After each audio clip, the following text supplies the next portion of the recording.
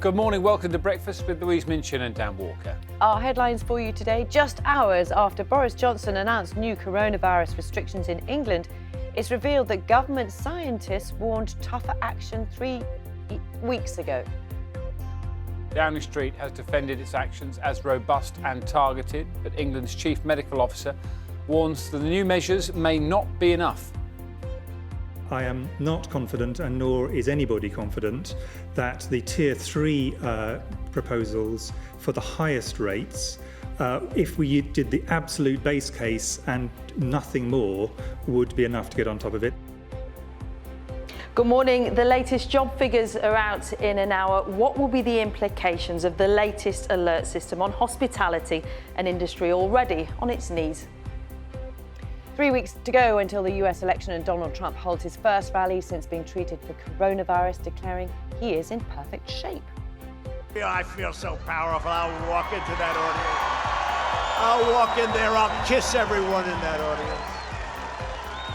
Arsene Wenger opens up about his 22 years at Arsenal. He talks about his love for the club, why he left, and has his say on that radical plan to shake up English football.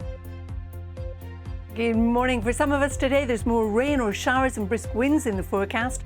But after today, things quieten down. It will dry up, but it will still be chilly. I'll have all the details in about 10 minutes. Good morning to you. It's a Tuesday, October the 13th. Our top story for you, and it has emerged that the government's top scientific advisors called for much tougher coronavirus restrictions, including a 2-week lockdown across England at a meeting in September. That was 3 weeks before the Prime Minister's new measures were announced yesterday. The new system will see all areas in England placed into 3 different categories of restrictions from tomorrow, but does not go as far as the scientists' recommendations. Our political correspondent Helen Catt has been following the story. Life in the Liverpool City region is about to change significantly again.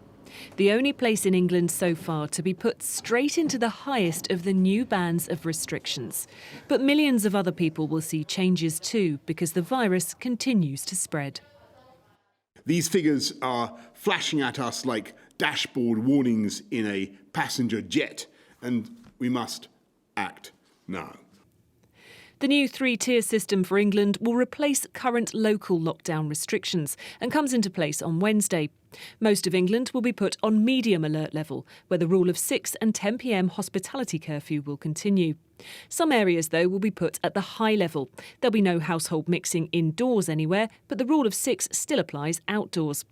The most severe level of alert is very high. There'll be no mixing of households anywhere. Pubs and bars will be closed unless they provide a substantial meal. But I am not confident, and nor is anybody confident, that the Tier 3 proposals for the highest rates, if we did the absolute base case and nothing more, would be enough to get on top of it. And that is why there's a lot of flexibility. So in Liverpool, local authorities have agreed they will also shut leisure centres, gyms, betting shops and casinos. Residents will be encouraged not to leave the area and visitors told to stay away. But it's now emerged that the scientists advising the government had said in September that a much tougher batch of measures was needed then to slow the spread of the virus in England.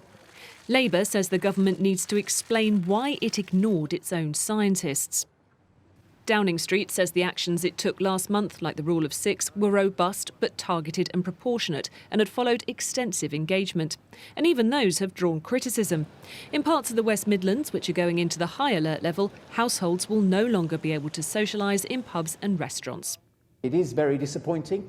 It's, my view, not the right decision, both for the health and indeed the livelihoods of citizens across the West Midlands. And quite simply, there's very, very little evidence that locations like this pass on the disease. A decision will be made on new lockdown measures in Wales in the next few days. In Northern Ireland, health officials are calling for decisive action. And in Scotland, Nicola Sturgeon says she will draw up her own tiered framework towards the end of the month. Helen Catt, BBC News.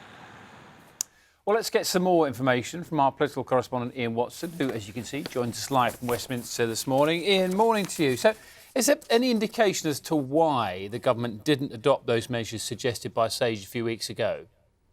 Yes, there's quite extensive measures suggested by the government scientific advisors. This idea of a circuit breaker, effectively a mini lockdown that might last 2 or 3 weeks to try to put the spread of the virus back by a month. What the government are saying is that they did take a robust but targeted and proportionate response. They did introduce a range of measures in September, including, of course, the rule of 6, including this curfew on hospitality across England at 10 p.m. So they did do some things, but I think the crux of it, Dan, is this, that in effect what they're saying is they wanted to protect lives but also protect livelihoods. In other words, they're weighing up the effect of new measures on the economy as well as on the outcomes for people's health. And again, when we're having these discussions with the scientific advisors, government sources are making it clear they're also talking not just to the chief medical officer, for example, but also the chief economist. So I think what they wanted to do was the minimum to keep the economy going and the maximum that they could do to try to protect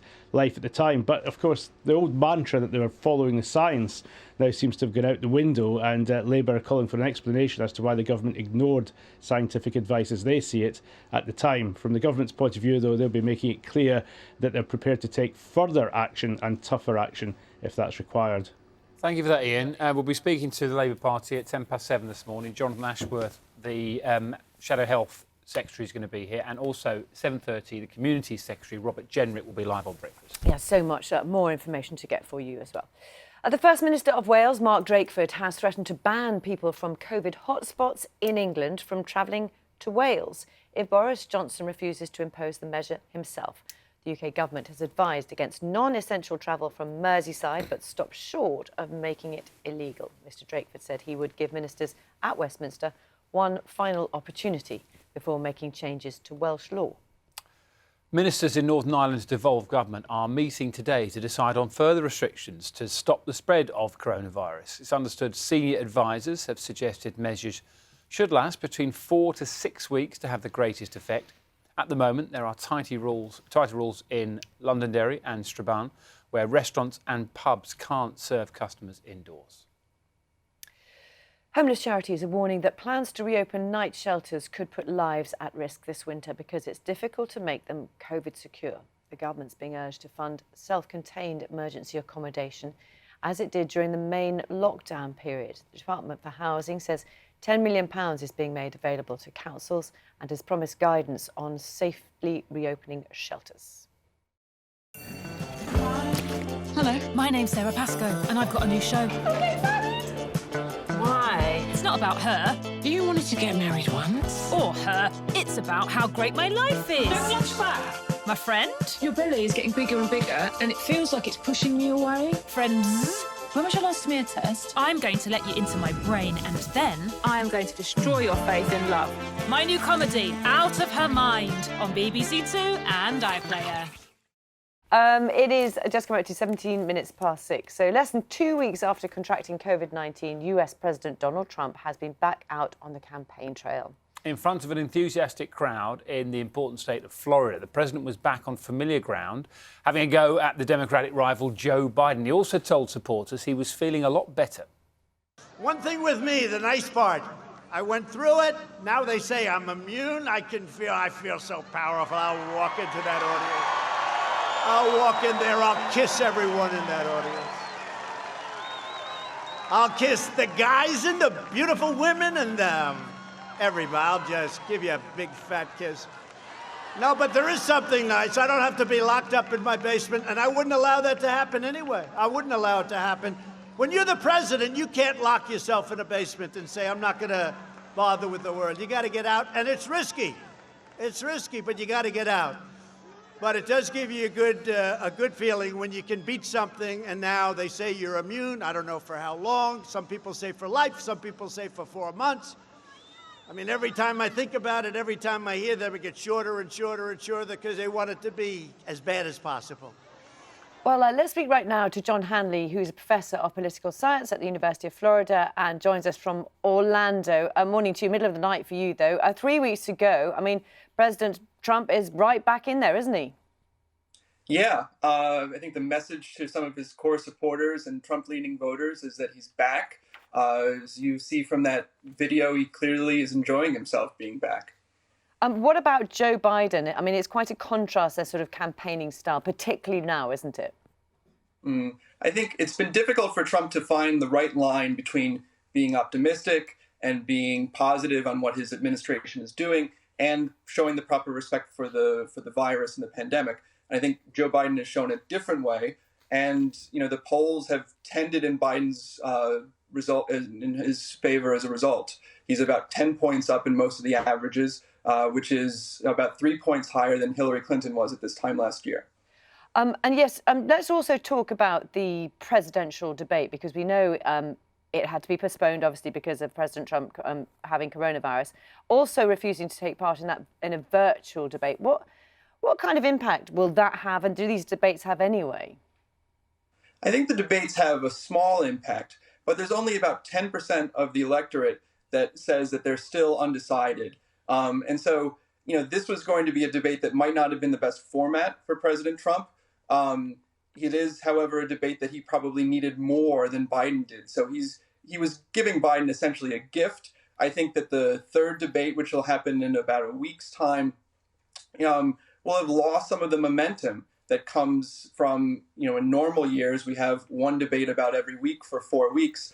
And so there's talk about what's happening from one debate to the next. People aren't going to really remember what happened in late September by October 22nd.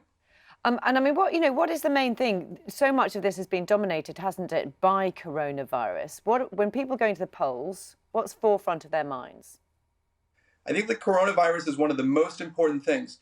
Here in Florida, there have been a lot of ads from the Biden campaign talking to seniors, of whom there are, a large number in the state, reminding them that they can't see their grandchildren, that families have been disrupted, and attributing many of the disruptions from the coronavirus to the administration. So it's going to be on a lot of voters' minds as they go into the polls and as they send their mail ballots in, which is something that has been risen to unprecedented levels in this election. Yep. John Hanley, good to speak to you, political science professor at the University of Central Florida. Thank you for staying up late. Thank you.